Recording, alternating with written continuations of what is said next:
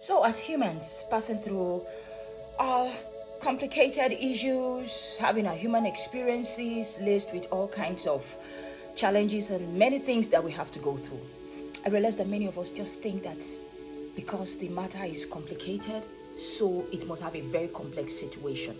But just like I mentioned in my last video, I talked about a man that had a very terrible diagnosis at the age of 60. But he found something seemingly simple and it helped him. He was able to live another very healthy life for the next 37 years, And it simply means that there is a need for us to understand that when things are complicated, we should pause and look critically. In other words, start reviewing the approach that can help uncomplicate our complicated world. There is a need to just adopt that approach to uncomplicate it. There is a need, and it's so much in my heart, and I think I should share it with you all. For instance, there's a very beautiful Bible story that resonates with me. It's about this general in the army, in the Syrian army. He had won many battles, but somehow he was a leper. And you ask yourself, you see, in those days, when people had leprosy, they suffer exclusion. You can't be included. And I began to wonder, how did Naaman get into that army? Like, how did he do it? But somehow, he was a general, but he still had this problem. And in between, a little girl suggested that they should go to Israel, that when they get to Israel, there will be solution. And immediately he told the king, the Syrian king wrote a letter to the king of Israel. And when the king of Israel got this letter, do you know what happened? He tore his clothes. He was like, why? Why would they write this kind of a letter to me? Do they think I'm God who can kill and make alive? How does he expect me to heal this man of his leprosy? The king began to rant. He was shouting. He was not happy.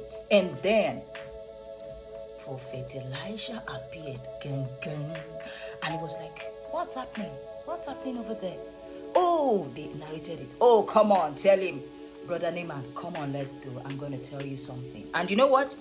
Naaman was expecting that as soon as he appeared before the prophet, he would just mention to him, oh, guy, this, that. He just began to wand all of his magical wands. And it tells him maybe some kind of incantations or something will just happen out of this word. And it tells him, General Naaman, go and have a shower. Yes, go and have a shower. Sometimes we worship our trouble.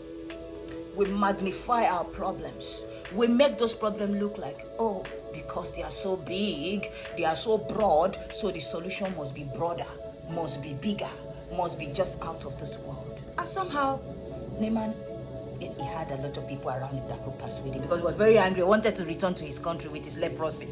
But in the end, he had a shower, he had a bath. And what happened? The Bible says that his skin became like that of a baby. You might be going through that situation and you just need your skin to look like that of a baby. The solution might just be like having a shower. It may not literally be or mean jumping into the bathroom. But what I'm trying to tell you is that you have all it takes to uncomplicate your world.